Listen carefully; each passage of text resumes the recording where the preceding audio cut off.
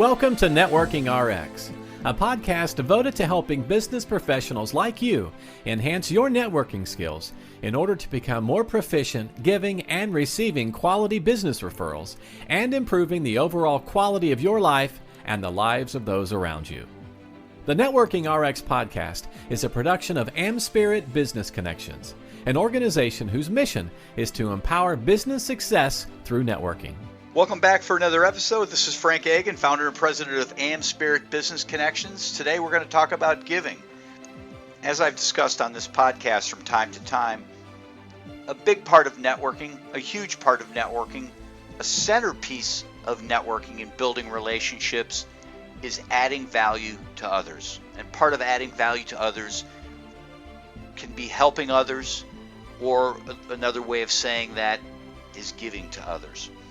So I stumbled across a study out there. It was actually an article which led me to do some digging online to find the actual study.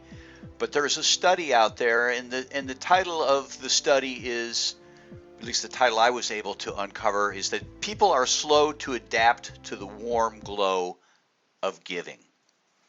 And again, giving is kind of under that general heading of adding value to others, helping others. And I talk about from time to time that a great way of endearing yourself to other people, a great way of building relationships, a great way of building your network is to help others, to give to others. And so I thought this article was very interesting. This article actually appeared, or not this article, I should say, the study actually appeared in a paper that was in Psychology Science. It was written by Associate Professor Edward O'Brien of University of Chicago's Booth School of Business. And he had a co-author or someone helping him on the study, and her name was Samantha Kassirer. I hope I got that correct. I actually dug around online with trying to figure out how to pronounce that last name. I did my best. Samantha, if you're listening, I did my best. But at any rate, Samantha is a PhD candidate at Northwestern University.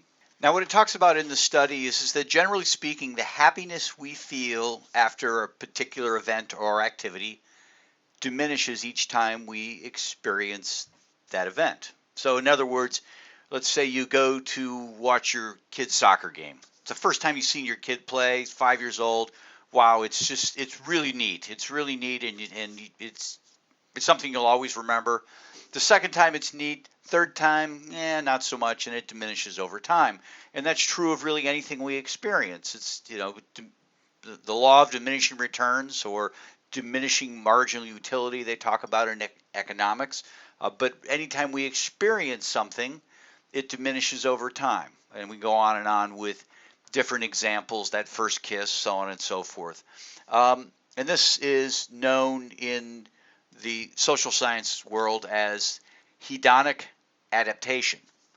But what these researchers found, is that there might be an exception to that rule, an exception to the hedonic adaptation, where our particular happiness or joy over something diminishes over time, and that exception is giving, is helping other people. So what they did in this study was they got participants, college students, no great surprise there. They are surrounded by tons of college students, hungry college students who work for pizza or a few dollars. And I kid about that because a lot of these studies deal with college students. But hey, they're there. And so what they did was they got these college students, and for 5 days straight, they gave each of these college students $5.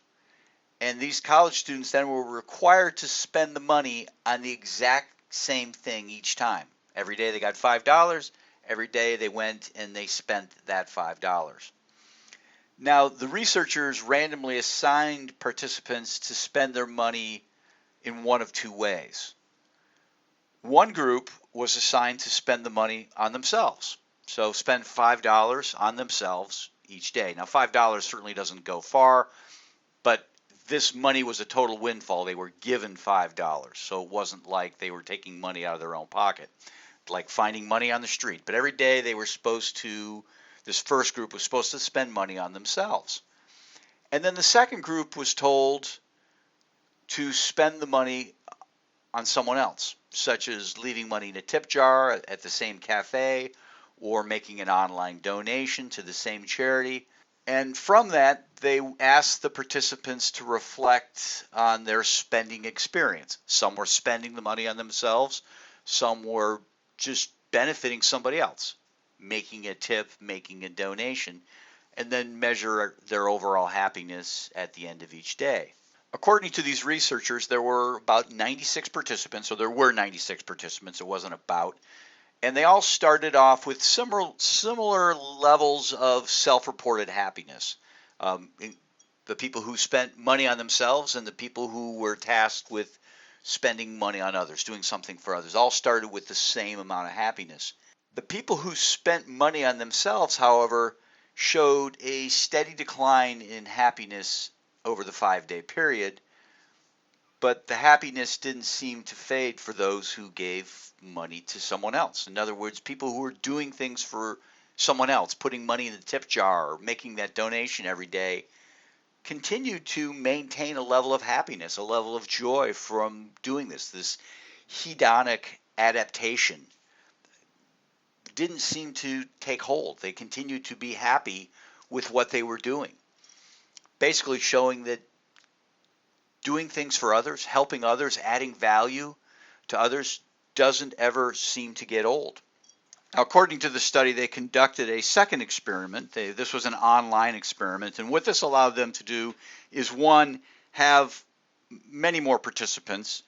There were 500 some odd participants in this second study. It was done online, and it allowed them to keep the task consistent. So in other words, they removed the element, okay, this person's putting money in a tip jar, this person's making an online donation to this charity or that charity. Everyone kind of had the same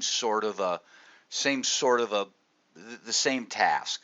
And essentially what the task was is that they each of the participants played 10 rounds of a word puzzle game, and they won 5 cents per round, which they could either keep or donate to a charity of their choice. After each round, participants disclosed the degree to which winning made them feel happy, elated, joyful, something along those lines. And again, what they found is that those who gave their winnings away, their happiness declined much, much slower than people who reported that they were going to keep the winnings. So again, what this is showing is that doing things for other people never gets old. That feeling of elation of helping someone day in and day out, even small things, giving $5 away, really gives us a joyful feeling, and that joyful feeling tends to stick with us over time. To quote Associate Professor Ed O'Brien from University of Chicago, repeated giving, even in identical ways to identical others, may continue to feel relatively fresh and relatively pleasurable the more that we do it.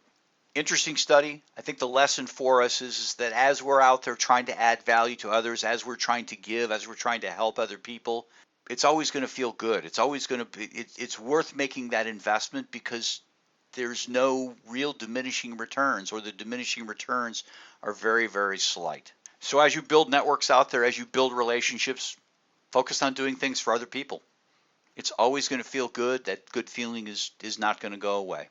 Finally, to wrap up, just as a reminder, remember, AmSpirit Business Connections has a unique franchise opportunity that involves helping small business professionals become more successful through a referral-based networking program. It only involves a couple hours in the morning, a few mornings a week, and would be a great franchise for an attorney, accountant, realtor, business coach, or consultant to add on to what they're already doing. Why just rent an apartment when you can own the whole apartment building? Why just be in a networking group when you can own a networking group or networking groups? If you're interested, contact me. We leave an email in the show notes, or there's one provided at the end of the podcast. Thanks for joining us on the Networking RX podcast. Please put what you've learned into action today and let us know if you have questions, comments, or ideas for future topics. You can email them to us at podcast@amspirit.com. That's AmSpirit.com.